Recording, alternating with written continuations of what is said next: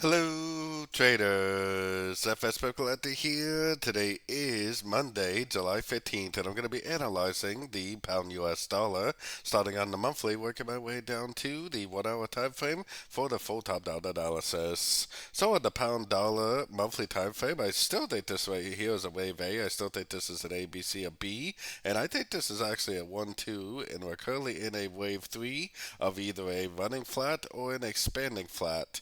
Either way, I think we're going to lead to a pretty big uptrend, and I'm definitely leaning towards expanding flat, so that way it ends up taking out the previous highs.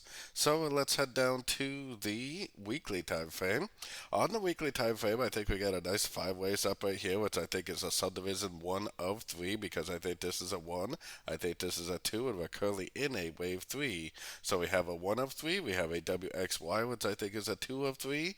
Then I think this is all subdivisions of a wave 3 of wave 3, which is going to continue to make higher highs, higher lows on these much longer time frames. Moving down to the daily time frame, it's very obvious that this right here is a wave 1. This is most likely an expanding flat wave 2, and we're currently in the wave 3 subdivision of the bigger, higher time frame wave 3.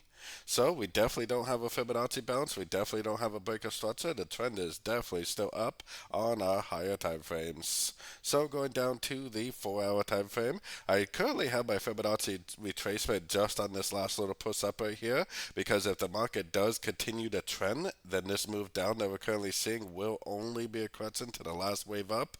Most likely it will give us a 3-way pullback to one of these Fibonacci retracement levels and another entry to go long for the continuation of the uptrend. If this correction for whatever reason is actually a correction to the whole move up starting down here, then we will be able to recognize that, because it will make a nice impulsive downtrend, which would be a wave A. So either scenario, let's take it down to the 1 hour time frame. On the 1 hour time frame, like I said, there's two possibilities here. Either this is a 1, 2, 3, 4, 5 of a wave A, which is a correction to the whole move up on the 4 hour daily time frame, or if this is going to continue to trend, then this move down that we're currently getting is actually only a correction to this last 5 waves up. If it is only a correction to the last 5 waves up, then it definitely will make an ABC correction, probably down to one of these Fibonacci retracement levels. Then you'll see probably a break of structure, a nice engulfing move to the upside at a Fibonacci level, proving that it really is an ABC and not a 1, 2, 3 of wave A like I was just showing. So if you do see 3 waves down, if you do see impulsive engulfing up at a Fibonacci level, definitely take it as a long. The trend is up on all the higher time frames, so I'm definitely looking for longs at the end of pullbacks on these sort of time frames.